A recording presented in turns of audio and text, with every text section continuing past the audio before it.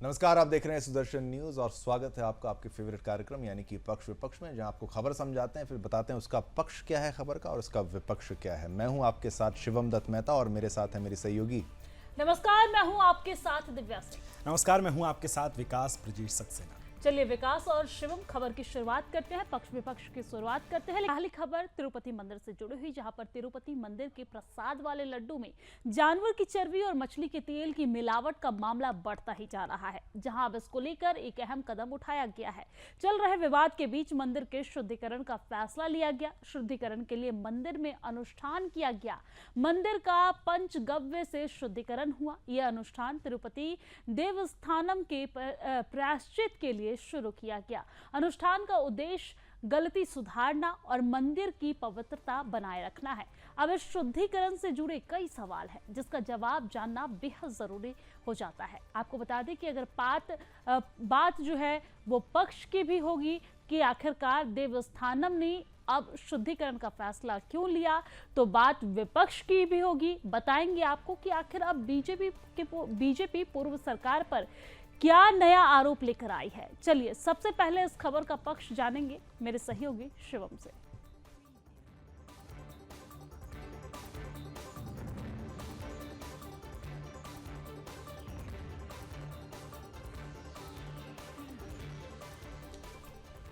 अब बात पक्ष की कर रहे हैं तो कुछ कारणों पर प्रकाश भी डाल लेते हैं कि आखिरकार मंदिर में शुद्धिकरण क्यों किया गया है। लेकिन उससे पहले आपके लिए ये जानना भी जरूरी है कि आखिर महाशांति होम है क्या इसकी पूरी प्रोसेस है। इसको भी आपको समझाएंगे, ग्राफिक्स के माध्यम से आपको समझाते हैं कि महाशांति होम से शुद्धिकरण आखिर कराया जा रहा है तो क्यों कराया जा रहा है, इसका कारण क्या है। तो देखिए, जानवरों की चर्बी की वजह से मंदिर में अपवित्रता हुई है, ये बात आप जानते हैं। मंदिर अपवित्र हो गया क्योंकि भाई जिस घी से लड्डू बन रहा था, जो प्रसादम बन रहा था, उसमें मछली के तेल का प्रयोग है। जिस घी का प्रयोग है उस घी में मछली का तेल है, उसमें सूअर तक की चर्बी है, उसमें आप सोचिए भैंसे की चर्बी तक शामिल है। अब ये देखिए क्या है, ये देखिए ग्राफिक्स के माध्यम से आपको बता रहे हैं। जानवरों की चर्बी की वजह से मंदिर में हुई अपवित्रता। मंदिर परिसर को शुद्ध करने के लिए ये महाशांति होम कराया जा रहा है। क्यों अपवित्र कर दिया गया है कुछ लोगों के द्वारा, तो इसको पवित्र भी करेंगे। अब होम होगा महाशांति, तो होम के जरिए ईश्वर से क्षमा मांगने की कोशिश की जा रही है। होम में विभिन्न प्रकार के मंत्रों का जाप होता है और मंदिर परिसर में हर साल ये किया जाता है, जिसे कहते हैं महाशांति होम। तो देखिए, आपने देखा कि कैसे इस महाशांति होम को किया जाता है और आखिर मंदिर परिसर में इसे किए जाने के क्या मायने हैं। अब आपको बताते हैं कि तिरुपति मंदिर में किए गए शुद्धिकरण अनुष्ठान में किन 5 वस्तुओं का इस्तेमाल होता है। तो ये लीजिए, गाय का दूध, घी, दही, ये आपको चीजें बता रहे हैं। यहाँ पर घी देखा आपने, गौमूत्र आप देख रहे हैं, गौमूत्र का भी इस्तेमाल किया जाता है और साथ ही साथ गाय का गोबर, गाय के गोबर की पवित्रता महत्व रखती है और मंदिरों में खास तौर पर इसका प्रयोग किया जाता है शुद्धिकरण के लिए। और इन वस्तुओं का आप अपने घर पर भी प्रयोग कर सकते हैं, खास तौर पर जिसमें गौमूत्र शामिल है। तो ये आपको बता दें, प्रोसीजर को भी समझना बहुत जरूरी है। तो आप प्रोसीजर को समझते हैं कि प्रक्रिया क्या है, कि आखिरकार इसका विपक्ष क्या कह रहा है, वो भी आपको बताते हैं। मोटी मोटी बात करेंगे।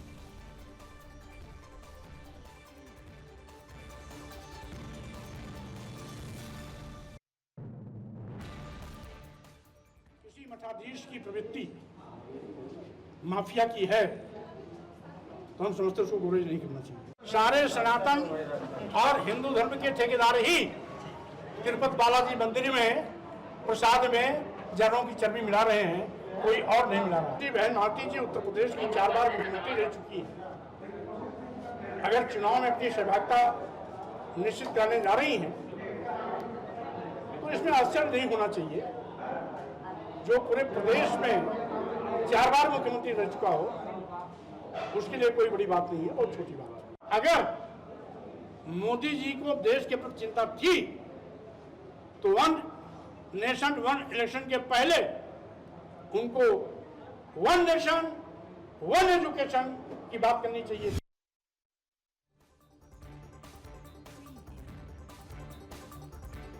तो आइए अब इस खबर के विपक्ष की बात कर लेते हैं। सबसे पहले सवाल किसी पर उठे या ना उठे, लेकिन मंदिर के मैनेजमेंट पर तो सवाल उठना लाजमी है। ये मौजूदा विवाद का एक ऐसा पहलू है जिसके बारे में कोई बात नहीं कर रहा है, लेकिन हम करेंगे और डंके की चोट पर करेंगे, क्योंकि तिरुपति मंदिर दुनिया में सबसे बड़ी रसोई में से एक चलाता है। ये कुछ प्रसिद्ध स्नैक निर्माताओं का भी एक बड़ा जो है स्थान है। वहां जो कुरकुरे चिप्स आप बाजारों में खाते हैं ना, उससे भी बड़ी पैठ है इसकी रसोई की। अब मंदिर ट्रस्ट के पास इतने संसाधन हैं तो भाई सवाल भी कई उठना लाजमी है, क्योंकि एक श्रद्धालुओं की आस्था से खिलवाड़ के लिए आप जिम्मेदार क्यों नहीं हैं? ये सवाल तो विपक्ष और लगातार नेताओं की तरफ से पूछे जा रहे हैं। मिलावट में ट्रस्ट की जिम्मेदारी क्या है, ये अब आपको ग्राफिक्स के जरिए जरा समझाते हैं। देखिए, वर्षों के दबाव के बाद 2017 में इसने फूड सेफ्टी लाइसेंस लिया है, क्योंकि जब इतनी मात्रा में जो उत्पादन हो रहा है और वहां इसका निर्माण लड्डुओं का किया जाता है, तो फूड सेफ्टी का लाइसेंस होना अनिवार्य होता है। मंदिर में परोसे गए प्रसाद की गुणवत्ता की जिम्मेदारी भी ट्रस्ट की होती है। फिलहाल लड्डुओं में मिलावट पर आरोप घी विक्रेताओं पर लगा है। अब सवाल यह कि आखिर इतने बड़े मैनेजमेंट को हैंडल करने से पहले क्या उस समय व्यवस्थाओं को नहीं देखा गया? क्या जिस प्रोजेक्ट्स को मैनेजमेंट ले रहा था उसमें जो सारे एलिमेंट्स डाले जा रहे हैं, चाहे घी की बात हो या लड्डुओं में अन्य सामान जो इस्तेमाल किया जा रहा है, क्या उसकी जांच नहीं हुई थी? ये सब बड़े सवाल हैं जो इस समय वहां पर गूंज रहे हैं। तो इतनी सस्ती व्यवस्था कैसे हुई है? आज अगर श्रद्धालुओं की आस्था से खिलवाड़ हुआ है तो जिम्मेदार आप भी हैं। ये जनता का कहना है। जो विरोध कर रहे लोग हैं वो अब लगातार प्रशासन से उस समय जो रहा है उससे सवाल भी पूछ रहे हैं।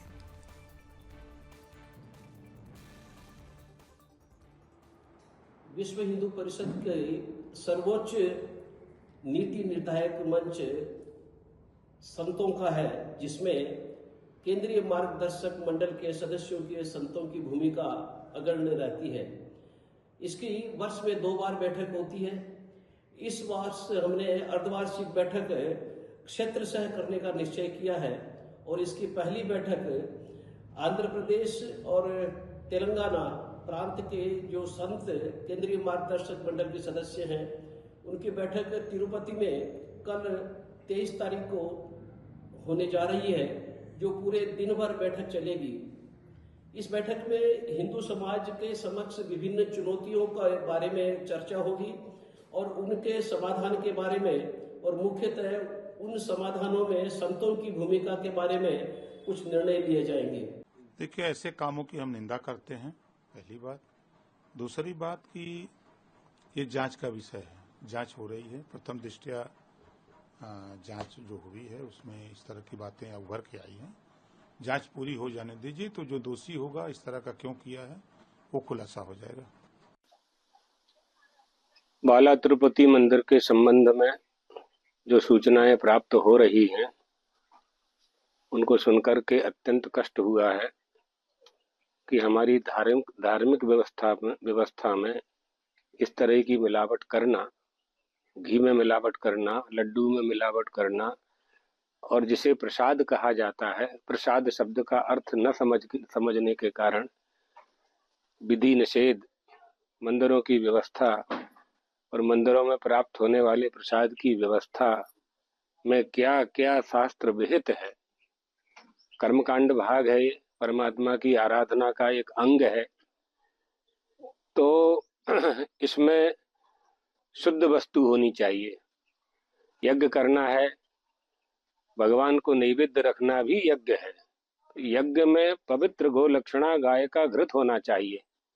गौ माता के घृत से ही भगवान के नैवेद्य का निर्माण हो, पवित्रता से हो, पवित्र लोग निर्माण करें और उसका वितरण किया जाए। यह अभीष्ट हुआ करता है, सभी लोग यही चाहते हैं और यही व्यवस्था है।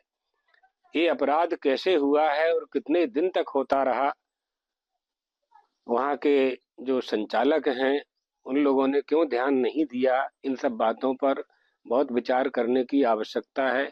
इसलिए हमारे यहाँ शास्त्रों में वर्णव व्यवस्था है, आश्रम व्यवस्था है और अधिकार व्यवस्था है, किसे क्या करना चाहिए। तो यहाँ पर देखा आपने उनका क्रोध, और खास तौर पर उन्होंने कहा कि बोर्ड के नियंत्रण में ये सब कुछ होना चाहिए, तो इतनी त्रुटियां तो यहाँ पर देखने को नहीं मिलेगी। केवल सरकार के एडमिनिस्ट्रेशन में रहेगा तो ऐसी गलतियां बार बार हो सकती हैं। दरअसल एक कहावत बहुत सुनने को मिलती है खिसियानी बिल्ली खंभा नोचे। अब ऐसा ही कुछ मामला राजधानी दिल्ली में देखने को मिल रहा है, जहां पर वक्फ बोर्ड पर संशोधन के लिए बनी कमेटी इधर बैठक कर रही है, उधर तिलमिलाए वक्फ बोर्ड के चिंटू दिल्ली के 6 मंदिरों की जमीन पर अपना दावा पेश कर बैठे हैं।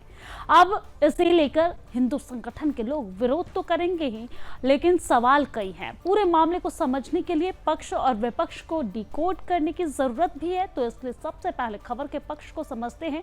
वक्फ आखिरकार दावा क्या कर रहा है, कौन से अधिकारों के तहत दावा किया गया है, पूरा मामला क्या है, और आखिर ये पूरी स्क्रिप्टिंग देखकर ऐसा क्यों लग रहा है कि दावा फर्जी है। पहले पक्ष जानिए मेरे सहयोगी शिवम से।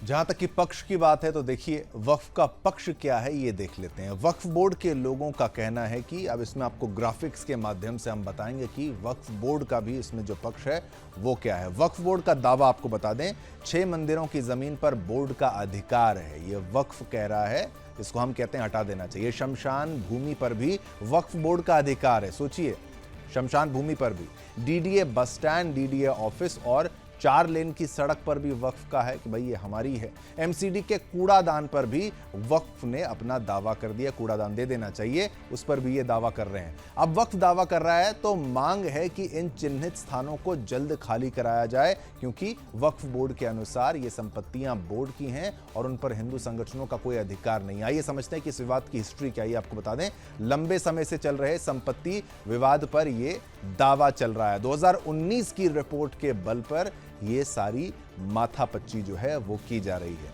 सभी मंदिर वक्फ बोर्ड के बनने से पहले से मौजूद हैं, ये बात भी आपको बता दें। वो सारे मंदिर जो हैं पुराने, तब वक्फ बोर्ड नहीं था, लेकिन देखिए वक्फ बोर्ड अब किसी चीज पर कैसे भी क्लेम कर देता है। बिहार के एक गांव पर भी किया दावा, जमीन का दावा, ये आपको बता दें, ये वक्फ के ऊपर है। वक्फ कैसे भी दावे कर सकता है। 90% हिंदू आबादी वाले गांव की जमीन पर यह दावा कर दिया था इनके द्वारा। हमने आपको अब ये बताया कि आखिर वक्फ का ताज़ा दावा क्या है, और इससे पहले भी वक्फ क्या कुछ दावे कर चुका है। दक्षिण भारत में भी एक बार उन्होंने दावा कर दिया था। अब आइए आपको बताते हैं रिपोर्ट के हिसाब से वक्फ के पास फिलहाल कितनी संपत्ति है, कितना माला माल है वक्फ। ये लीजिए, तीसरा सबसे बड़ा प्रॉपर्टी होल्डर है वक्फ बोर्ड, यानी भारत में तीसरी सबसे ज्यादा प्रॉपर्टी किसी के पास है तो वक्फ के पास है। 8 लाख एकड़ से ज्यादा जमीन का मालिकाना दावा, मालिकाना हक। 2009 से लेकर अब तक दोगुनी हुई जमीन की संख्या। तो 2009 के बाद ऐसा क्या हुआ, मुस्लिम शासन काल में मिली थी वक्फ को कई जमीनें, और ये देखिए कई जमीनों पर दावे के बल पर हड़पने का ये आरोप भी है। तो आपने समझा कि कैसे वक्फ ने जमीनों पर दावा किया, वक्फ की पूरी स्ट्रैटेजी आखिर क्या है और ये कैसे काम करता है। आइए अब आपको इस खबर का विपक्ष भी दिखाते चलते हैं।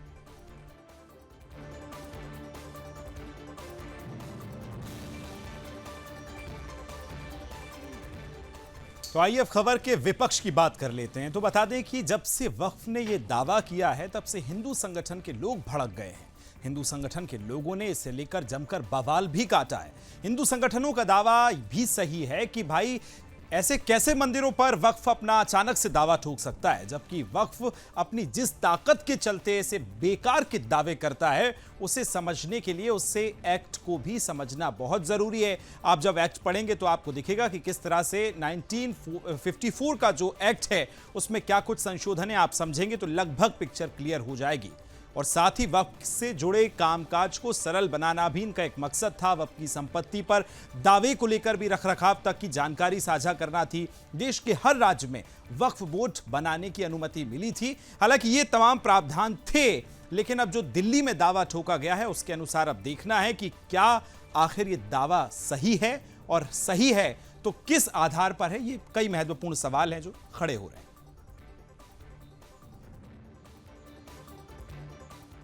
गजवा हिंद की शुरुआत है। ये गजवा हिंद की तरफ इनका एक बहुत मजबूत कदम है। जब कानूनी मदद इन्हें मिल ही रही है, कानून ने इनको ऑथराइज कर दिया कि ये जहाँ भी क्लेम करेंगे वहाँ जिस ज़मीन पे क्लेम किया जा रहा है उनको प्रूव करना है कि ये ज़मीन उनकी है या नहीं। इनके लिए तो पूरा जो भारत